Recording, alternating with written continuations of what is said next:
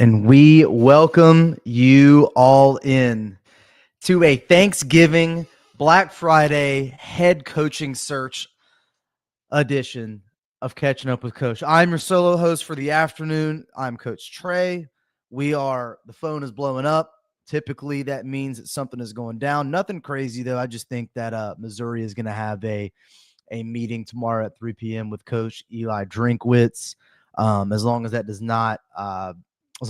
not include him coming to Baton Rouge, we are good.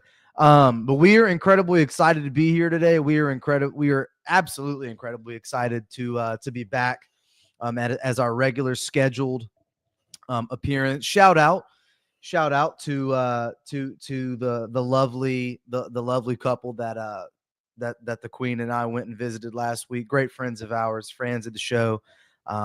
Their little girl is 1 month old, and I'm the new godfather. So happy days there. Happy days there. Baby's healthy, fam's healthy, doing great, doing awesome. So we went there last week. So I was unable to go live on our regular scheduled platform. So we went live a little bit later. And we apologize for having to kind of like the mixing of the audios. There was a couple of you that said the AirPods did fine, but are really excited to add a peanut to the crew. Get up, Godfather, says Russo. Shout out to Russo in the chat. Certainly love my boy for giving me the ability to be here and giving me the opportunity to speak to you guys and have our own little show here on the Russo and Goodwin tree, if you will, and have a jam-packed show. We're going to try to get through it as quickly as possible as it relates to the information and open it up to comments, kind of answer those throughout the show as we typically do in common fashion. But we are incredibly humbled to be able to do it, but excited to continue to do it. Be honest with you, we do have a football game this weekend, and I know I've been saying it for the last few weeks. If you don't mind me for a second. Got to get hydrated here for a jam-packed show. We have a game that nobody seems to want to talk about. All y'all want to do is discuss this head coaching search, and you're not alone because me too. And as a matter of fact, Russo and I actually do this in our spare time too. Argue, call, text. I mean, if I were to run y'all through the text messages that me and him go through to try to talk about these things, it would absolutely blow your mind. But to be completely honest with you, I'm not overly pessimistic, optimistic. I'm kind of right there in the middle. Russo may be a little bit of a different case. We're kind of working on that with him right now. I was trying to get him glass half full, big glass half full guy out there in the chat. So we welcome you in again.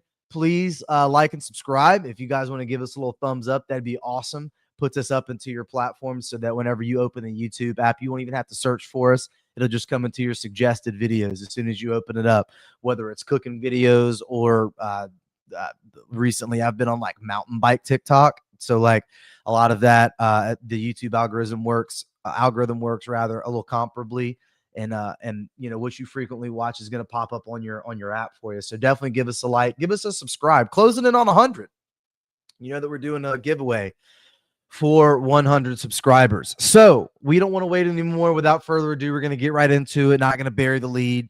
We're going to kick tires and light fires. Got to be honest,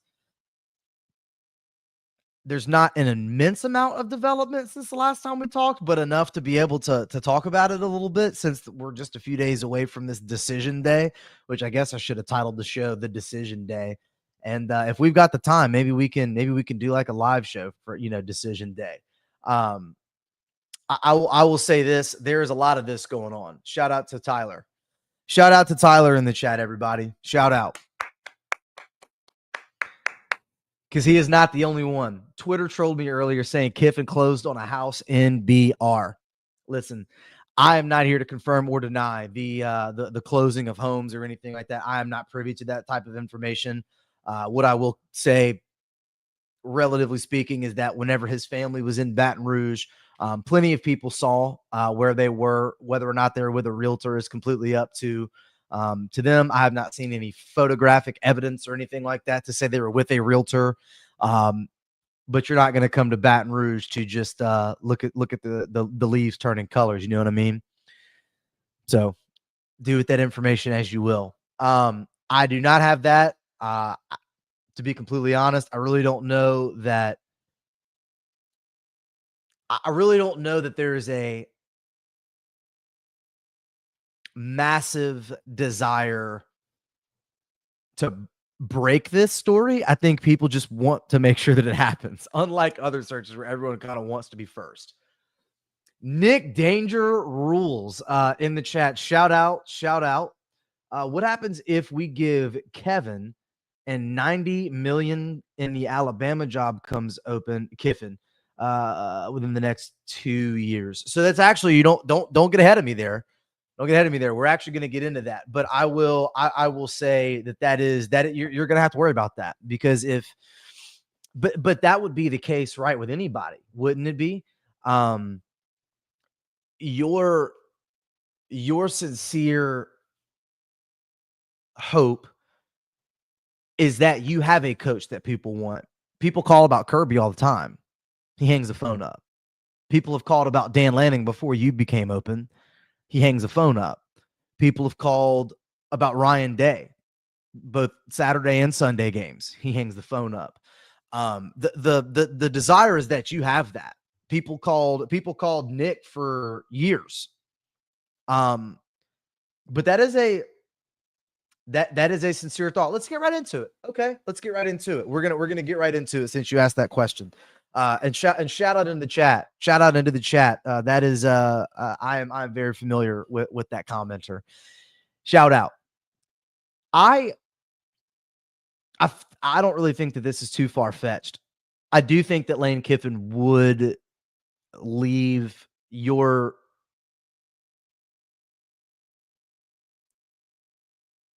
I think that Lane Kiffin would likely leave if the altar was set for both, right?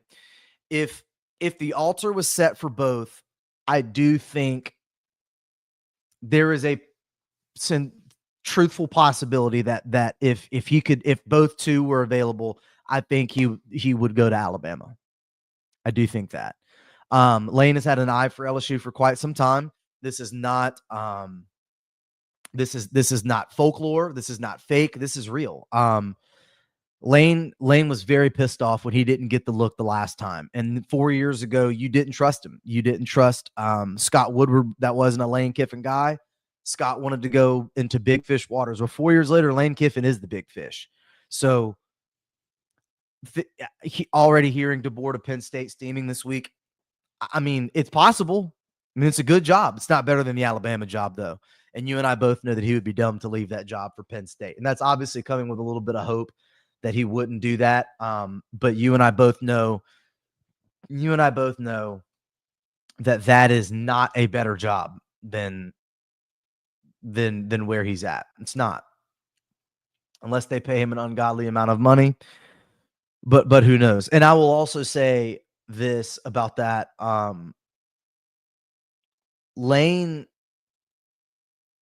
does not hate the Florida job.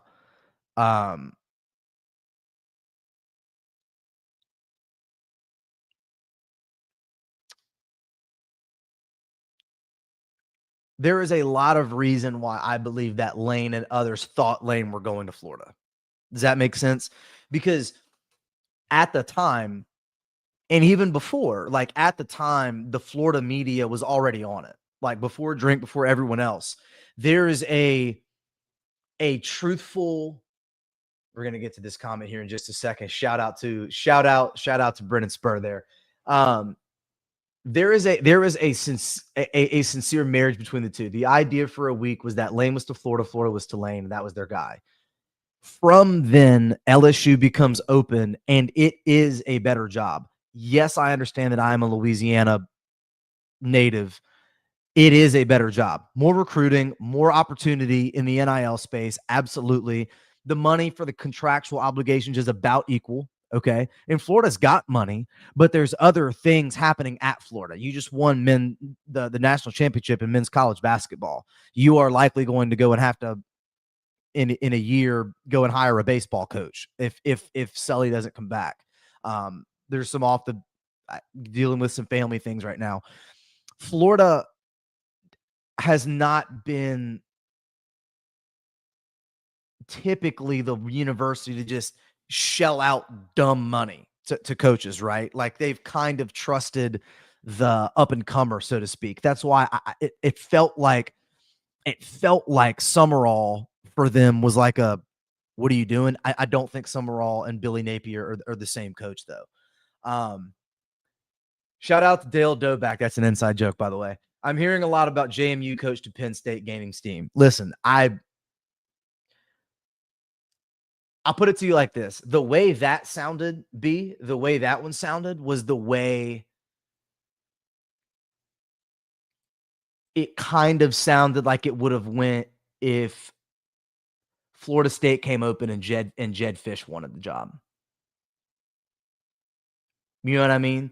And so now you're now saying North Texas, who is in the running. Is that official? Is that made official? Can we check that?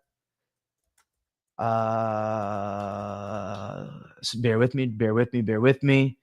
Okay, Coach Morris, to revive Oklahoma State. So that is official from all the reports. I mean, is that Coach Morris is going to go over to Oklahoma State, despite the fact that North Texas is in the midst of a playoff run, or in the playoffs hunt, rather, I should say. I mean, this is bound to happen, whether or not it's G5 to a big school, to a P4, or whether it's P4 to P4 with the Lane Kiffin.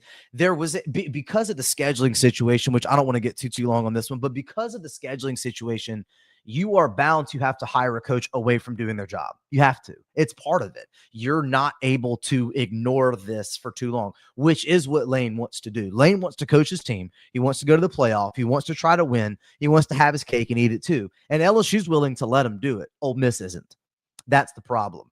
Ole Miss does not want to do that because they do not want a head coach recruiting to his new job while, coaching for the other one. LSU's like, dude, if you're going to come on, pause. They're going to have to sign kind of like a gentleman's agreement type of thing, but an oral pause, a verbal rather, agreement is only so much. So I might say there was a verbal agreement between the last coach that you almost got when Lincoln Riley was going to come to LSU, right? So there's a little bit of scuttle with that. However, I do think Alabama is the wrench in the situation. If Alabama comes up for hire, I do think that there would be a very, very big problem for LSU because the ability to go to that, considering he's already been there, the Saban legacy, you are in better position than Florida because of Saban and because of Jimmy Sexton and because of the people that have been kind of like talking with and around Lane and to you, that have kind of, pushed him into your direction, despite the, I don't want to say ire, but despite kind of like the hard feelings he originally had that he wasn't considered the last time, he's definitely considered now. And I know I've said this before too, but if you're in the camp that you think that this is a troll job, if Lane Kiffin does not become your next head coach at LSU, it is not because you were trolled. It is because he sincerely is a wackadoo and kind of just decides to put all his money on red and just throw it up there. You know what I'm saying? Like he's like that. He's willing to go for it on fourth down inside his own 20. Like that's how he is. So he just may decide, you know what? I'm gonna stay at Ole Miss. I don't care what anybody says. Like Nick wanted the decision made for him. I want to go to the NFL. And Sexton says, you should stay at LSU if you want to be the next Bear Bryant. And he goes, well, I kind of want to go to the NFL always. That's kind of been my thing. And he goes, you really shouldn't do that. You should probably stay at LSU. Nah, I'm going to go to the NFL. And now years later, he admits that he regrets it. So there is a little bit of that. And I will say that we're going to actually play a best case, worst case, and then a what if case as it relates to this job here in just a second. But before we do that, I want to get a formal since we're not technically able to shout them out yet, I want to give like a formal shout out to our friends over at Web Western. They are an incredible company, y'all. I mean, I've been wearing their hats for quite a minute. These hats have magnetic bills. They're super, super awesome. They repel the water. They don't get dirty. They got like this interesting little like shield up here in the front that kind of keeps the sweat out and kind of keeps your hat from, kind of getting that sweat stain look. They're great. We've actually got a shirt coming in right now that I'm gonna kind of wear on stream to show you guys. They're great. I mean, there's Dylan is the CEO and the founder. Great guy. If you want a little discount code TRADEG10 at checkout. Very, very wonderful people. I can't wait to be officially sponsored by them as it relates to the show. But as a social media influencer type relationship, they are phenomenal. I'm not paid to say that. I'm incredibly excited to have them on board. And shout out to them for hitting us up with the sit gear. And at 100 subscribers, which by the way, please give us a little like and subscribe. We are doing a giveaway. It may have something to do with Web Western. I don't know. We'll see. But back to it. Off the rip. Brennan says, per Pete Nakos, quote, Kiffin and his reps are still in communications with the Florida team, as they should be. How much does Florida potentially returning lineup starters impact his decision, Lagway and others? And I'll tell you in the NIL streets that Lagway is not married to Florida. Is what it kind of sounds like. If he wants to stay there, and clearly he would if if Kiffin went, he would clearly stay.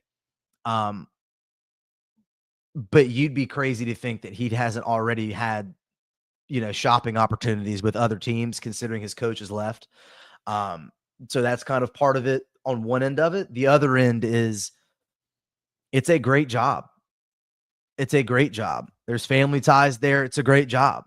And I sincerely think that he would do really well there. And I'm very, very afraid of having to play that every year. He would be better than he is at Ole Miss at Florida, I believe, sincerely. Shout out to Bo for the I love the Web Western gear. Dude, Web Western is sick. They have some sick stuff, dude. I think he would kill it. To be frank with you, Brennan, I do think that if you can keep Lagway and the Jaden Ball of the world and some of that defense, it's kind of a really, really good situation. Can you say that it's apples to apples with LSU? That's completely up for whoever to decide. I do not think there are more offensive pieces to work with at Florida than LSU. I don't even think that's that debatable. When you consider what can come back for LSU, that LSU defense has some pieces that are clearly going to leave. There's a lot of pieces that are going to leave from LSU. But you know that Lane lives in the transfer portal. And do you feel that it's easier to go and get a team ready in 2026 at LSU or Florida? I believe the answer is at LSU, with more NIL and revenue share and a solo university state as it relates to competition. I do think that Lane would desire to be at LSU rather than Florida, based specifically on that criteria. All the other criteria, which does come into effect in a coaching search, which is why he has not made his decision yet. If it were just about those things, it would obviously be LSU. I will also say best case. So if it's best case scenario, this is if you're an LSU fan. An LSU fan, best case scenario, the way that I see it, okay? Best case, Lane Kiffin and Ole Miss go out and lose to State. They lose to State for the Thanksgiving Black Friday window, lose to State, miss the playoffs, even if they are in it. But if they miss it, it becomes easier for him to be, kind of use it as a reason to like tuck tail and dip. And he's here by Monday. That's like best case. And that's kind of what a lot of people would hope would happen. If you can pick up what I'm putting down. Another best case, Lane Kiffin comes, pause, and Pete Golding just so happens to maybe get a look. I don't believe that he would. Pete Golding gets possibly the look there to be the head coach. I believe that Ole Miss would probably go and get somebody a little bit more proven than Pete Golding, despite their affinity and love for him, because most people at LSU want to keep Blake Baker. Who's to say that Pete wouldn't maybe get a head look at the Tulane job? You know, like John Summerall goes to Auburn. Pete doesn't come with Lane. Lane keeps Blake Baker on staff. Now you got Lane and Blake. I do think that there is a casualty, tentatively speaking, on that coaching staff and off the field staff that not a lot of people from LSU would like to see walk out of the door, but it seems as though it's kind of difficult because Lane wants to bring his own guy here, and that may leave, maybe somebody significant kind of on the outside looking in. But if you're an LSU fan, Lane gets here, Blake Baker stays. A pretty good chance you keep Whit Weeks here at that point, right? Pretty good chance that a lot of your defensive players want to stay here at this point, right? What happens with Drinkwitz, I don't know. At that point, that would be your best case. What seems as though the worst case for LSU, something happens. Lane does not come here, decides to stay, go to Florida, whatever else. LSU fans have made it completely clear and obvious that they do not want Eli Drinkwitz as their coach. Okay.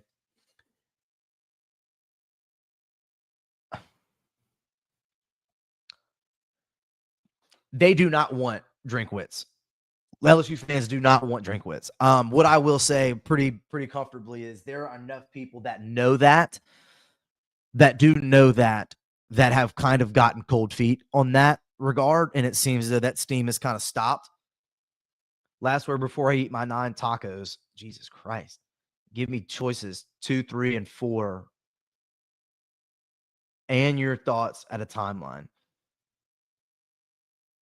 Well, here goes 2, 3, and 4. For me, coach, option 2 is Kenny Dillingham. I do not believe that Kenny Dillingham is going to get the job. I don't believe he wants. I say he doesn't want the job. He doesn't want to leave Arizona State just yet. He's not at that point. I hope to God that Eli Drinkwitz is not option 3 or 4. I believe that would be John Summerall, Blake Baker type of thing. That would be kind of like the worst case scenario in the timeline. It'd be great if it happened by Monday. Saturday, you put pen to paper. Monday's at the podium in the visor and the polo. That'd be great. If it's not, then LSU's willing to wait. And they've made that pretty clear. And they're willing to wait as long as possible, despite the early signing day period being next Wednesday.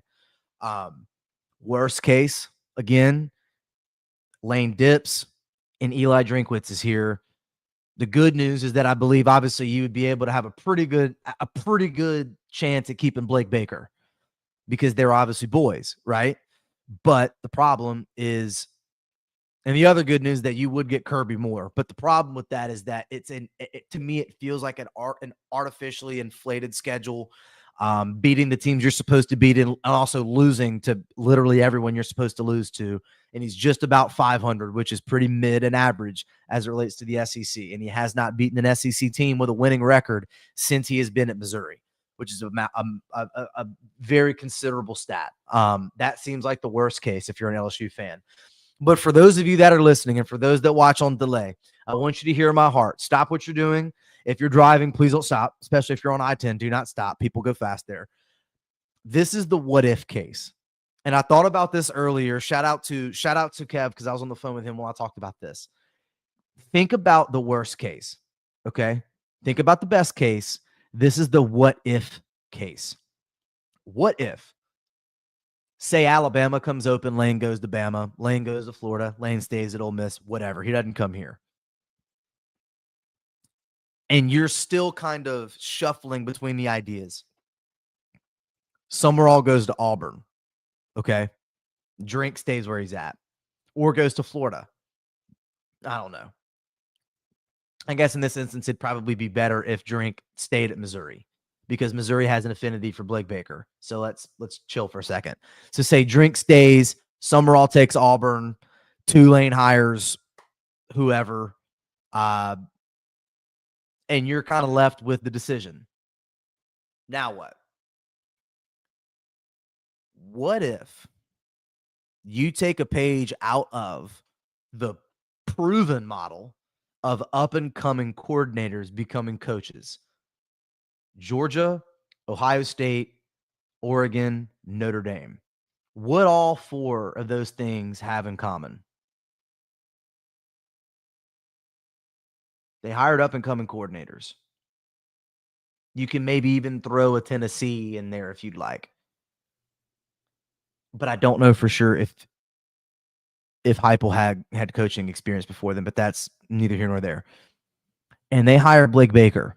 You definitely wouldn't have to pay him all that much. I mean, you'd have to pay him, but you wouldn't have to pay him all that much. Your defense definitely stays. Your offense likely has a better chance of him staying, considering that everyone loves him.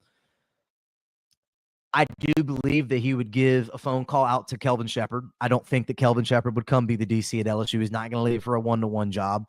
He's going to stay in the NFL most likely. But Blake would go and get someone to coach defense, and it would be a good defense, and it would still likely be his defense that he's calling. Do you not think that he would give Kirby Moore at Missouri a call to go come and be the OC?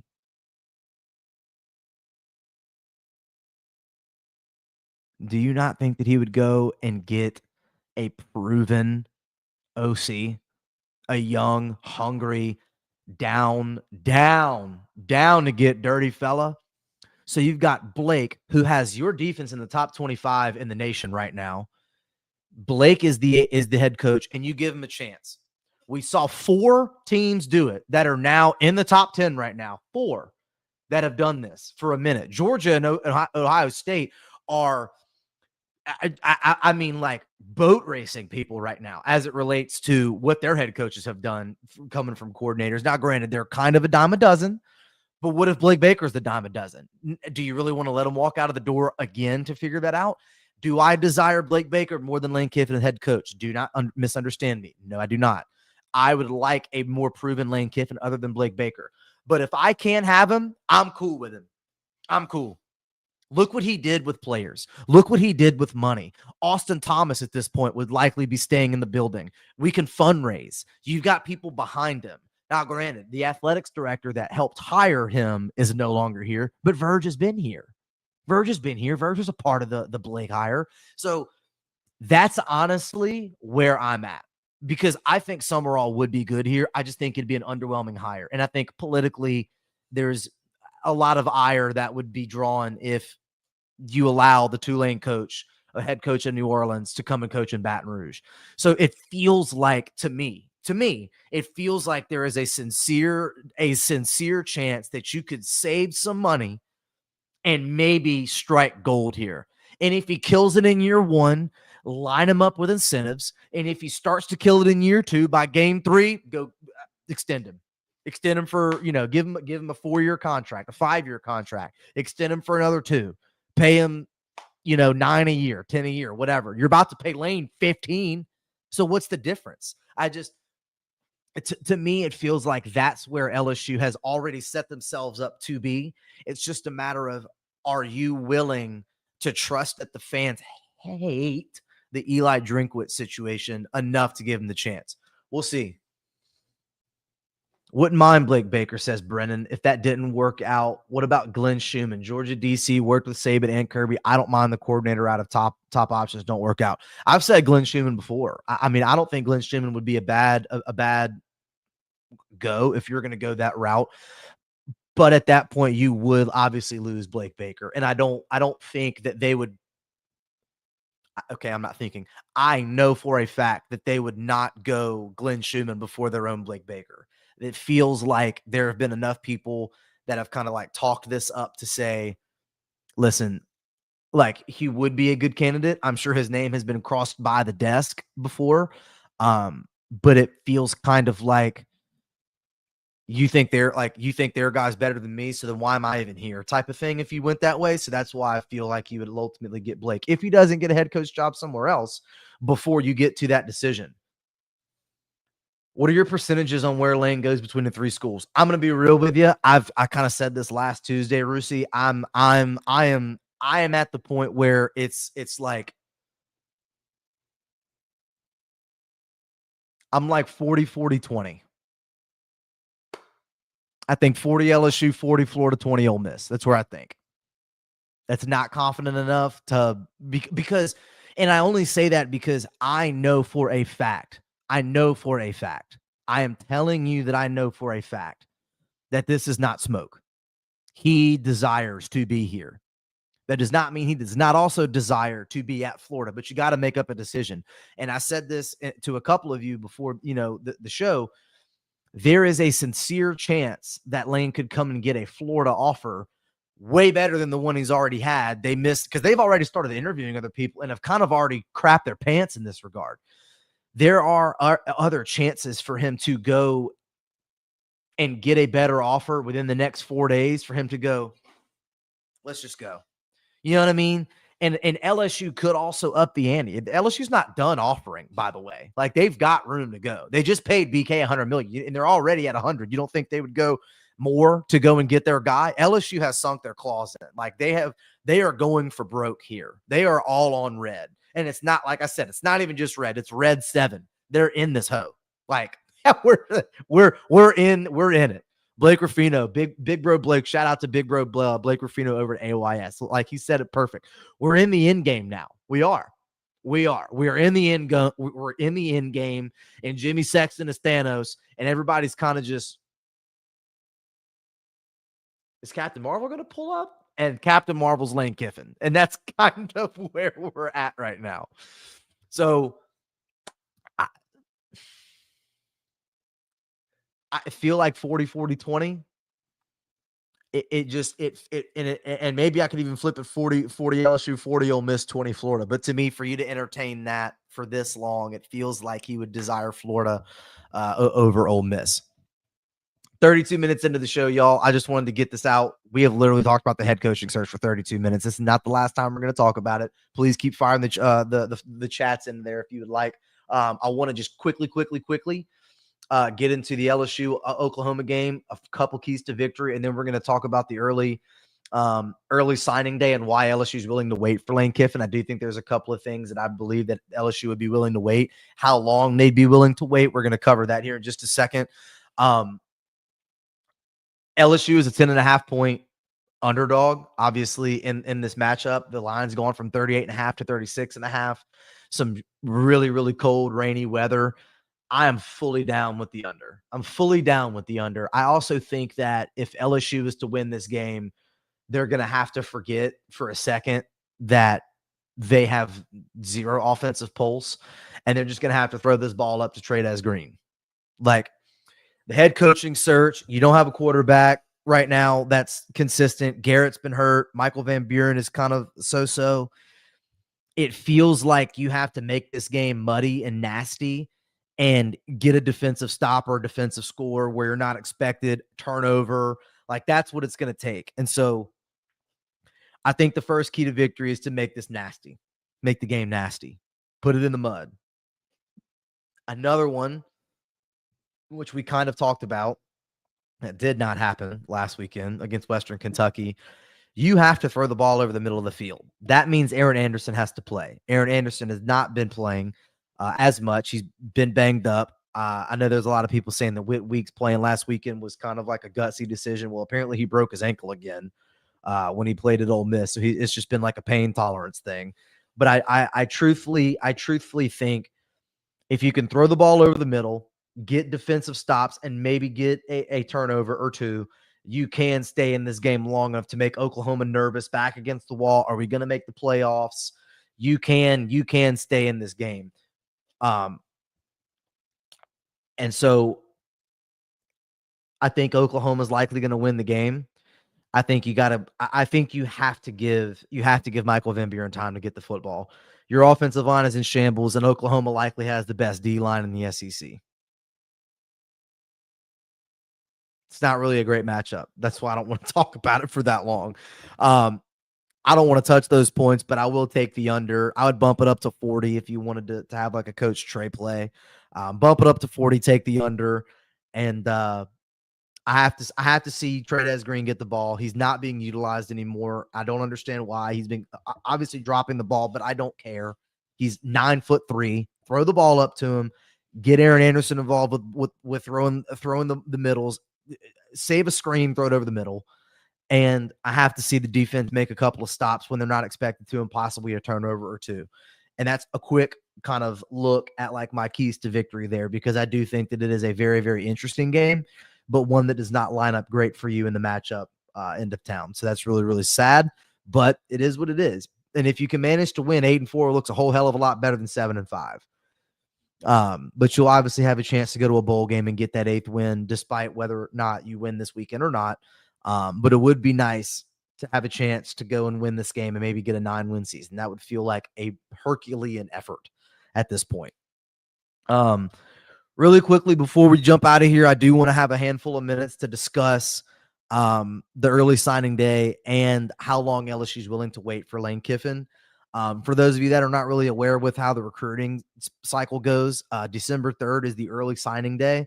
I know National Signing Day, for those of you that have obviously seen that before, is not until January, and it's a very, very held belief that like early signing day is the new signing day.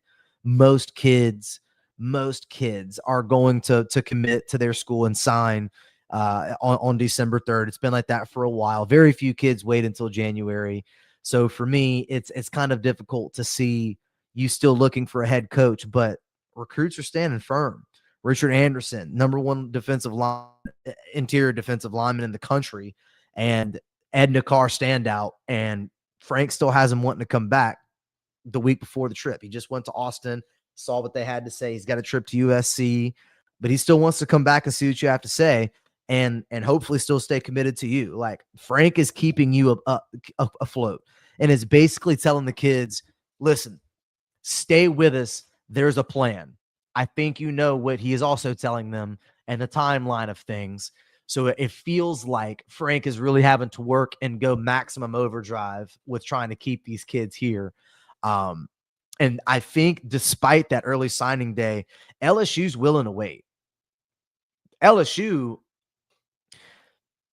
and this was, I don't know if this is necessarily on the record or whatever the case, but enough people that I trust have said it enough, like out in the socials, that LSU is willing to wait for Lane Kiffin no matter when. Like, you go and beat State, fine.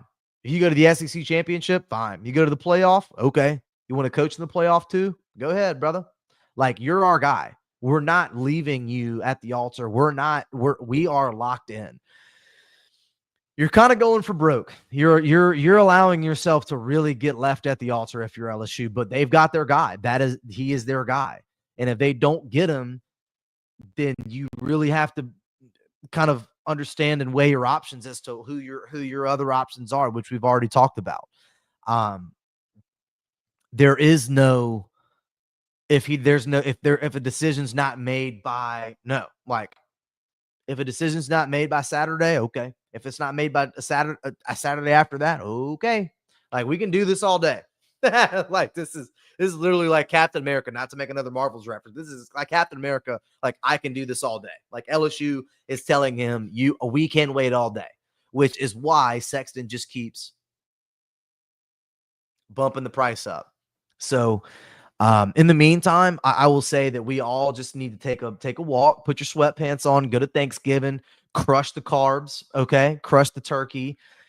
Let yourself sit, get ready for some Black Friday, go to the mall, get your steps in, go to Best Buy, do what everybody, wants to go and do on Black Friday, and get you some discounted stuff. I know we will be out in those people's streets. Shout out Sugarfoot. We are definitely going Black Friday shopping, despite all the things that you have planned for us. And we are going to be out there. We're going to be obviously watching for what happens in the Egg Bowl. We are definitely going to be locked into the post-game press conference of the Egg Bowl, and we are going to be refreshing our X feed all Friday and all Saturday. But until then, you may as well just go and get you a sectional plate, fill that hoe up with some food, and get after it. You feel me? Drink some coffee later on in the afternoon. Get ready. Have an evening to yourself. Kick up. Put the Uggs on. Get comfy. It's going to be a long week. It's one of those times where you can truthfully just kick back and watch the fireworks happen if it goes well. And if it doesn't, then we're all going to be in misery and calling hotlines together. So shout out from Nashville. Love the pod. Keep it up, Rousseau Coach. We love you, B. Appreciate that, baby. Thank you for getting in super quick. I think that there is a really, really sincere possibility that we could have a decision soon. You just got to hope that it's the one that you like. And we will see. We will be here as soon as that decision is made, by the way. I don't care where I'm at. I'll go live from the mall, from the Foot Locker. I don't care, the Best Buy, Academy Sports. I don't care. Wherever I'm at, we're going live. And Russo better be here with me with some AirPods in the pocket, ready to get weird. But we love you. We certainly are excited to be here. We're going to cover it all. Obviously, this show is kind of growing at a pace that even Russo and I really didn't expect. It's getting up there. The views are sick. You guys are awesome. The comments, the love. It's a wonderful, wonderful, wonderful time to talk about college football. Obviously, a down year for LSU, but there's still things to fight for. A recruiting class to get up there and maintain, and football games to try and win. And so for all intents and purposes, it's still college football. It's the greatest sport known to mankind, and we're here to cover it and talk about each and every one of the things that makes it great. And unfortunately, for those of you that are a little antsy, that does include a coaching search. So we will be here to cover it all. But that's going to wrap us up for the show. We're going to get out of here and let y'all get back to your afternoon. If anything happens, like I said, we will be here to cover it. But until then, thank you. We love you. Like and comment if you don't mind. Give us a little subscribe. We're going to give a giveaway at 100. And until then, we'll catch y'all on that next one. Y'all take it easy.